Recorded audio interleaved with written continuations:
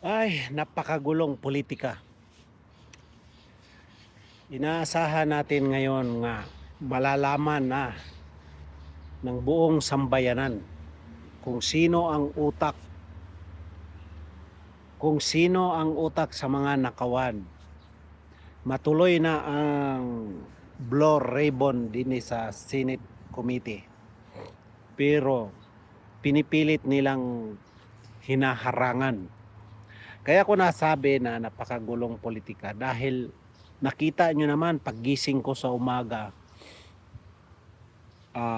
yon ang nakikita ko sa mga balita. Kahit saan ka magpuntang network, ang gulo talaga.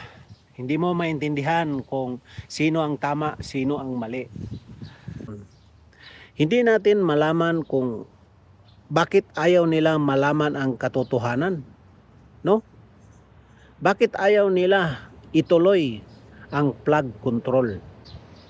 Pero grabe naman sila. Grabe ang gulo. Biro mo magkasama sila sa trabaho diyan sa Senado.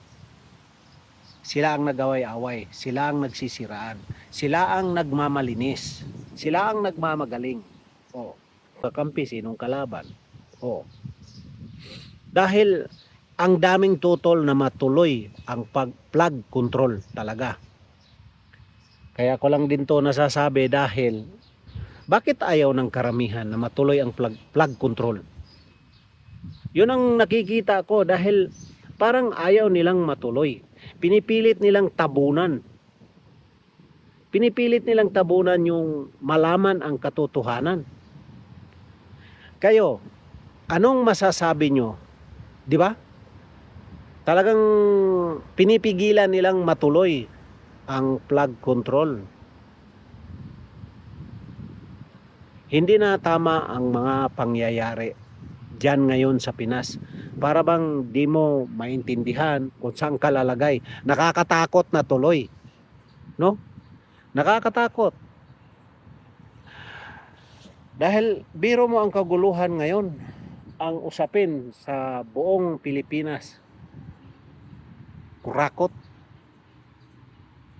Kurakot ang usapin ngayon sa buong Pilipinas. Wala kang ibang makita. Ngayong mga pinaggaganyan nila, kung itinulong nila yan sa mga mahihirap, mga naghihirap, dahil ang daming naghihirap na Pilipino, bakit hindi nila tutukan, tulungan? No?